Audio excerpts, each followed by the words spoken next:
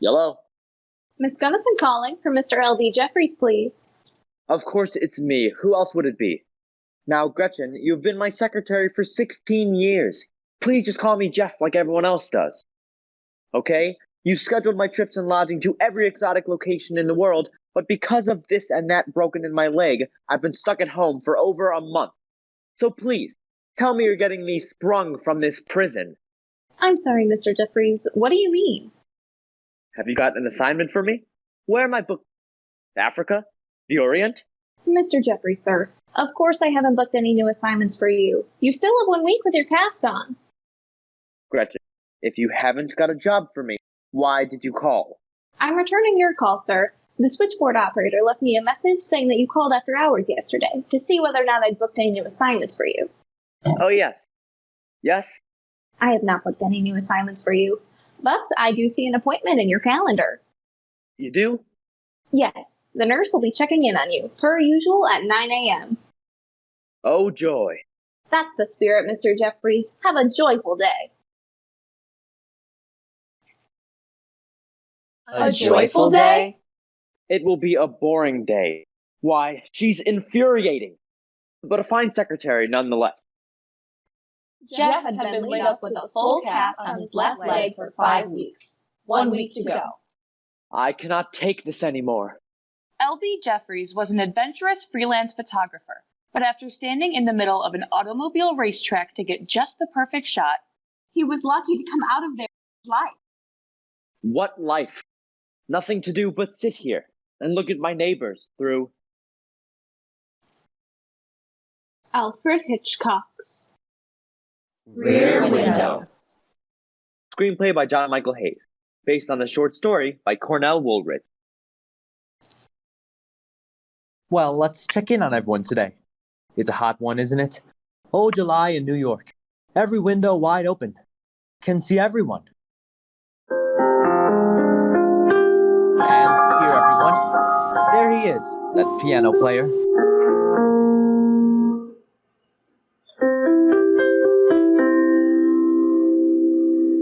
A lesson today.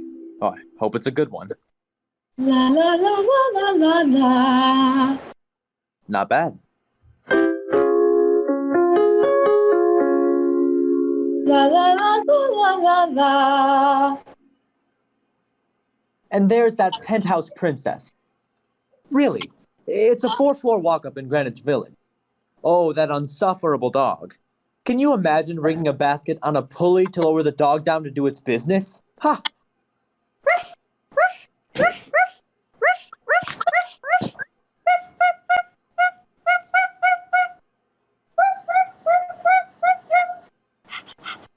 Well, it works like a charm. Oh, it's Miss Lonelyhearts. I bet she'll think this song is romantic. He plays it all the time. It's just annoying. Well, I wonder if when she gets dolled up tonight, she has somewhere to go. Ah, yes, there she is. Fun tune today. I just hope Mr. Sad Tunes on the ground floor doesn't drown her out. Dear. Dear. Dear. Yes, dear. Where are you, dear? Obviously, I'm just in the other room, dear. Oh, I need pills. And some tea. I need my pills, and I need to get ready for work. Oh, I'm feeling feverish. It's 90 degrees. How dare you? How dare I? That bickering couple. Of course they'll drown out every good sound. Well, he better not come home late from work or she'll be angry. Do not dare come home late from work, Or else? or else I'll be angry. And I'll have to hear about it. Here are your pills. I hope you choke on them. You do, don't you? Jeff only played that his daily nurse, Stella McGaffrey, was a burden and a nag. She took his vitals. Roll up your sleeve, Mr. Jeffries. She looked after him. Have you eaten anything this morning, Mr. Jeffries? She didn't hold back. Quit staring at people like a pervert. What? That's ridiculous. I'm only looking out the window for some diversion. Well, divert your eyes from the English Rose dancing in her skivvies down there. I wasn't. And that Broadway babe singing on the ground floor. How dare you? That's right, say ah. The New York State sentence for a peeping Tom is 6 months in the workhouse, and there aren't any windows in the workhouse. We've grown to be a race of peeping Toms. What people should do is stand outside their own houses and look in once in a while. And where did you come up with that? Reader's Digest, April 1939. You think you know so much. I should have been a gypsy fortune teller instead of an insurance company nurse. I got a nose for trouble, can smell it 10 miles away. Well, never mind the other neighbors. There's something serious going on up there. Domestic troubles. Now those are real. Leave me alone. I'm going to work. Don't come back. You don't mean that. I'm a top salesman, and I work like a peasant so that you can be a queen. How dare you? How dare I? Goodbye. Now that's trouble. That's an unhappy marriage, but that's not what you'll have. I seen your girl. What a lady. Well, you called her the English Rose, or was it the Broadway babe? Jeff, that's not what I meant. That lovely young woman who comes to visit you, Lisa Fremont. Why, she's too good for you. A beautiful young woman, and you, reasonably healthy, somewhat handsome specimen of a man. She expects me to marry her. That's normal. But I don't want to. That's abnormal. What's the problem? She's perfect. Too perfect. She's Park Avenue. So what? So the only parks I like to be in are the ones with wild animals and wide open spaces. My job takes me to Safari, not Saks Fifth Avenue. Well, that sounds like an adventure, but the adventure you want is marriage. Oh, don't tell me what I want. Oh, yeah? Yeah, You want a cup of coffee and a ham on rye. yes, I do. Jeff spent a long, lazy day looking out the window until he fell asleep in his wheelchair right there on the spot. Lisa let herself in. How's your leg? Hurts a little. And your stomach? Empty as a football. And your love life? So-so. Why, you Don't harm the harmless. don't ignore the best thing you have going for you. I can't do much about your leg, but I certainly have the other one covered. You're going to fix my love life? No, that's perfect. Exactly. Your stomach. I had the chef at 21 prepare a white tablecloth dinner for you. I held it over here in this box, and in my pocketbook, a bottle of wine. How did you have the time? I don't know, because I had a busy, busy day. I was all morning at a sales meeting, then over to the Waldorf to meet with Madame de Fraise, just in from Paris. She had the spy reports on the new line. Then to the studio for a meeting with Harper's Bazaar people. Then 2 fall showings 20 blocks apart. There was too much to do. Why bother? And I managed all of that and coordinated this. And most importantly, I made the opportunity to drop your name to 2 industry professionals. You know, I could get you your own Manhattan studio in the blink of an eye, thanks to me. And, well, the blink of your shutter. I like my job. I love my job. And this neighborhood is the only thing keeping me entertained right now. Why? What is so entertaining out there?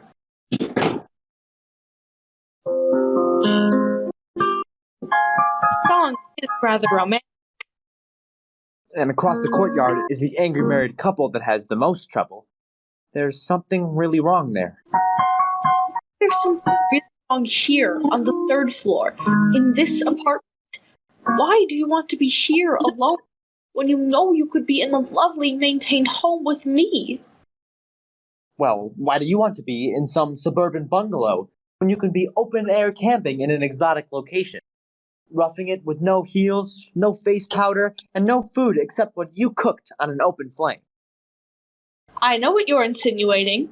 Heels and face powder are a lot of work. You would be surprised. I doubt it. You doubt me, but you can't deny you'll eat every crumb of the gourmet meal I brought tonight, won't you? Thank you. Good answer. You're welcome. While the couple shared a nightcap, Jeff moved his wheelchair to the window. and Lisa stretched her legs on the couch.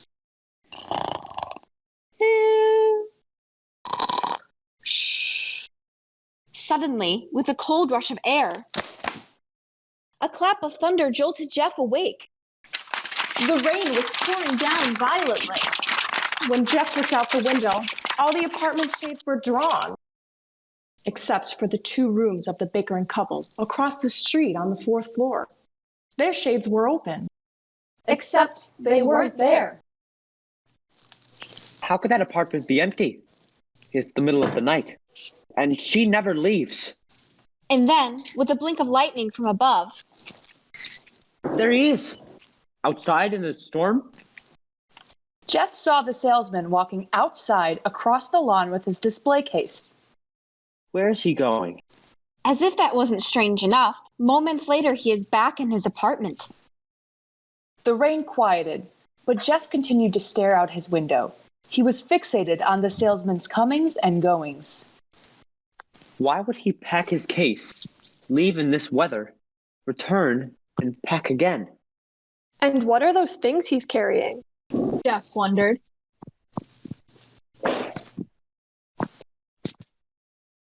The table was just below the window. He couldn't make out what he was handling. Throughout the night, Jeff dozed on and off. Sometimes Jeff would awaken and he'd see the man in his apartment. Sometimes the man was gone. But no matter when Jeff looked, he never saw the wife. What happened to her tonight? Jeff slept for a few hours until he was awakened by the smell of coffee, bacon, and eggs. Lisa? Good morning, dear. What are you doing? What do you think I'm doing? Playing house.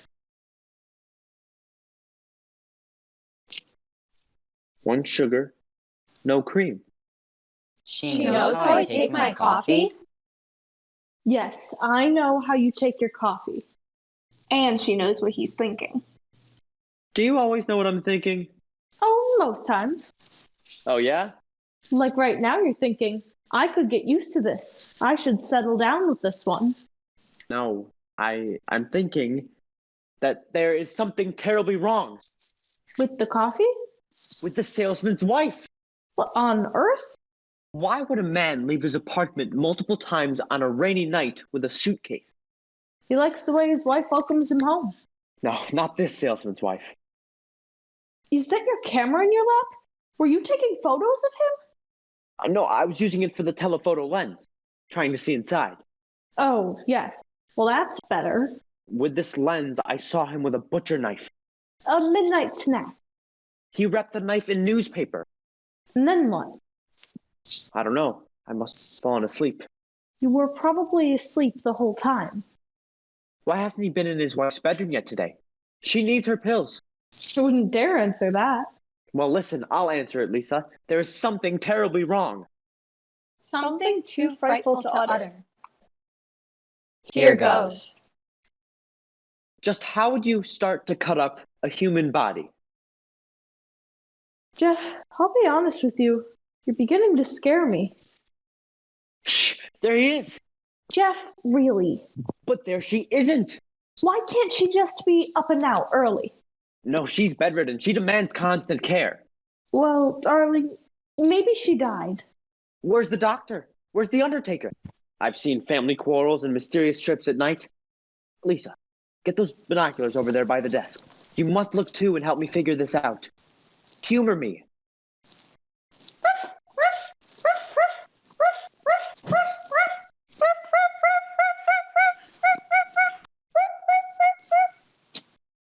I see a dog who got a ride in a basket lowered down to the garden to do its business. That is not what I meant. Oh, isn't he a cute pup? Now he's digging up that flower bed. Get out of there! Quit digging in my garden! Scoot! Oh my.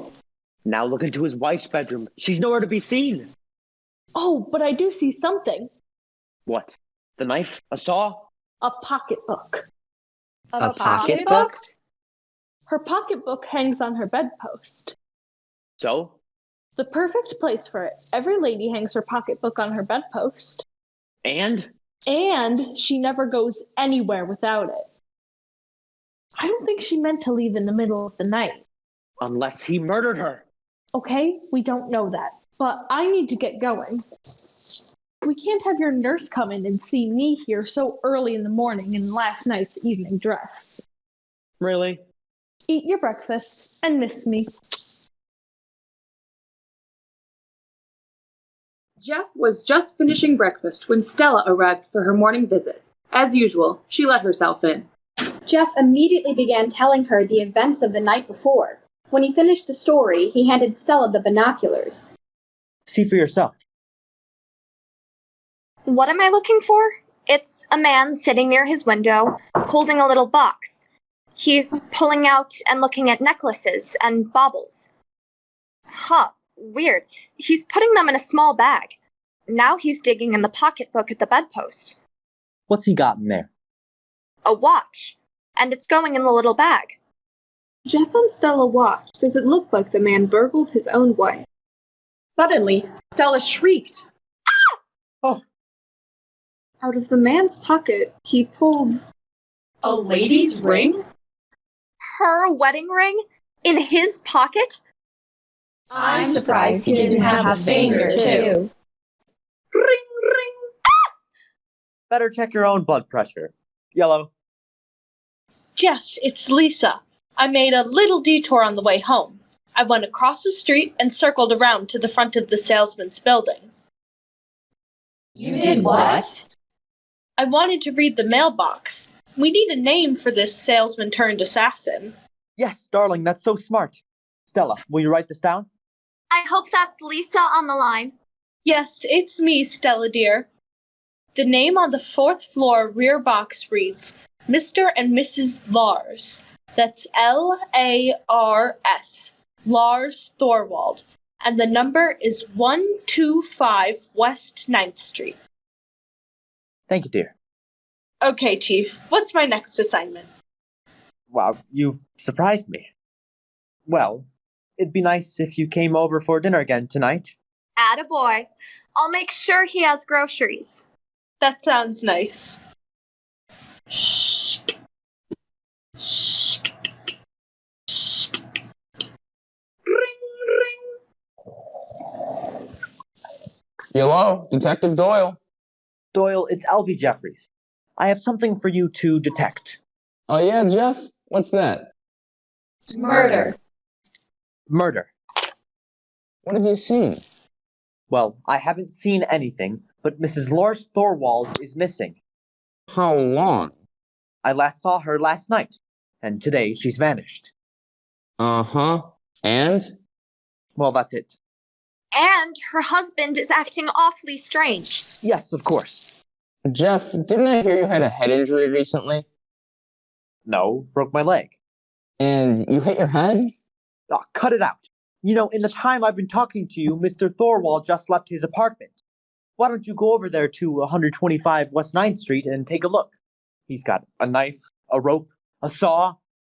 Common tools for projects around the house, you say?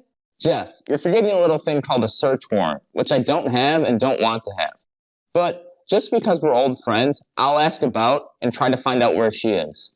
Okay, you do that. Yep, take it easy. So, you called the police? An old friend detective. I used to shoot pictures for him. Hopefully he finds out what's going on. And hope he finds out you're wrong. Stella had other visits to make, but the whole day she couldn't shake the feeling that maybe Jeff wasn't actually wrong. Lisa returned that evening, and as promised, there were groceries enough to make a tasty dinner. But neither she nor Jeff could concentrate on their meal. They peered out the window with intensity. The neighborhood was alive as usual. The exhausted mother has torn pants to sew. The annoying teenager is chatting on the phone with her beau. The aspiring musician plays the romantic song. The wannabe vocalist happily sings along. The lonely girl wishes she were invited to a party. The attractive dancer shows off a new leotard. Jeff. What? Pay attention to the Thorwalds. Oh, right. Yes. The neighborhood was alive as usual. Until... Dead! What What happened? happened? The pup, the one from the basket, he's dead in the flower bed. My Fluffy! No! Did he fall? He must have. No. Oh, dear Lord, he was strangled. His neck was broken. Who would do such a thing? You god-awful neighbors! No, you're not even neighbors. You don't know the meaning of the word neighbor. Neighbors like each other. Or at least they are kind to each other. Neighbors at least care if somebody lives or dies. But none of you care. Some one of you killed my dog. Why? Because he was digging in some damn flowers? You know, for a minute that Tom Doyle almost had me convinced I was wrong. But you're not? In the courtyard, only one person didn't come to the window. Look. Why would Thorwald want to kill a little dog? I don't know.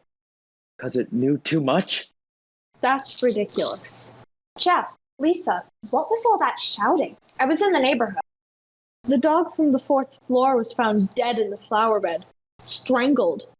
Because he was digging about, possibly? Horrific. Who would do such a thing? Those flowers look fine. How was dinner, Lisa? Lisa, get those box of slides on the shelf for me. I may have just solved a murder. Mrs. Thorwald? The slide. Look here. These were ones that I took out this window 2 weeks ago. You did take a picture of that dancer, Jeff. The flower bed. 2 weeks ago. Now, look out the window at the flowers today. Have you ever seen flowers grow down before? Thorwald planned to do flowers there just today, maybe, and that's why the dog was sniffing around. Mrs. Thorwald's body. You haven't been to cemetery, have you, sweetheart? Let me look at that slide. Mr. Thorwald could scarcely put his wife's body in a plot of ground about 1 square. No, he had a knife and saw. She is scattered all over. Oh, Stella, please. But there is something in there. Those flowers have been taken out and put back in. It's the knife and saw. Call Lieutenant Doyle. No, let's wait. Let's wait till it gets a little darker, and I'll go over there and dig them up. That's too dangerous. The truth is, I do want to see what's in the ground, but I can't send you down there. Now that the residents went back to their lives, Thorwald was the one peering out the window. If he sees her digging up the flower bed, she'll meet the fate of the dog. Jeff had a plan. Stella, hand me the phone book.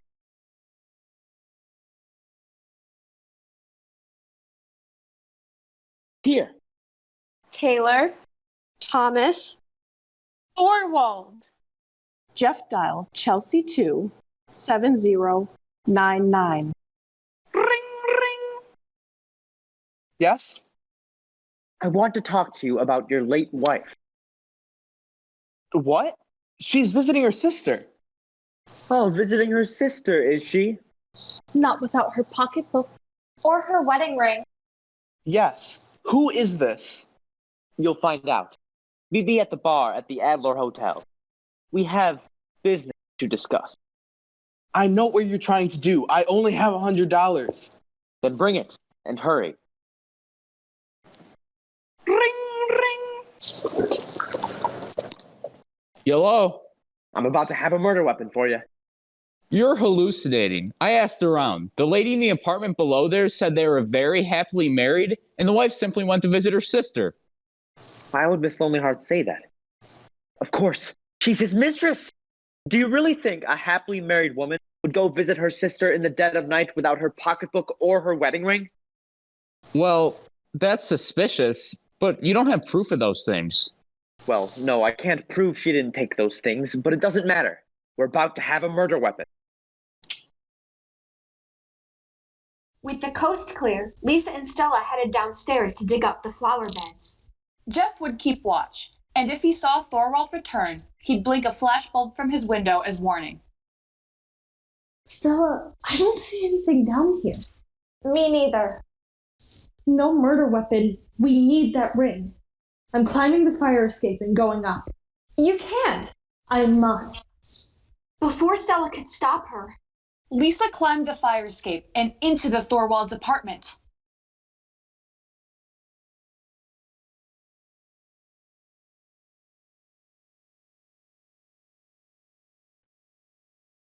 Stella rushed back to Jeff's apartment. Lisa, no! What did you let her do that for? I couldn't stop her. She has a mind of her own. She has, hasn't she? Oh my goodness, it's like she knows what I'm thinking. How long do you think we have? Not long, and I'm calling the police. Operator, get me the police, 6th precinct. Hello? Look, a man is about to assault a woman at 125 West 9th Street, 2nd floor at the rear. Dear God, he's coming back. Come now, quickly! Who's in here? What is this? He has her. He'll kill her. Hurry! Oh dear God, what have I done? What are you doing here? She has the ring on her finger. If he sees, he'll kill her. Oh my God. But the police are here. Miss, what's going on here? Sir, what seems to be the problem? The door was open. I came in. It wasn't. She broke in. Miss, you're coming down to the station. Okay. Jeff, give me all the cash you have. I'm going to go bail her out. She kept our secret to keep that ring. Well, I'm calling Doyle again, right now. Ring, ring. Hello? Doyle, it's Jeff. So, Jeff is your name. Doyle, come now. Now! It'll be too late. Help! Doyle! Police! Thorwald approached Jeff, tipped him out of his chair, and threw him out the window. He fell to the street and rolled over. Doyle arrived on the scene just moments after the police returned with Stella and Lisa. Jeff was just coming to. Jeff, are you okay? I'm a nurse. Let me through. I got here as quick as I could. Apprehend that man. Doyle, you got enough for a search warrant now? He must be okay. Thank goodness you're okay. You gave me such a scare. You too. Oh, Lisa, you were so brave. I love you. I know. I love you too. Weeks later, no one could tell there had been such a commotion in that 9th Street courtyard. Life was calm and uneventful, and even hopeful. The upstairs neighbor bought a new puppy.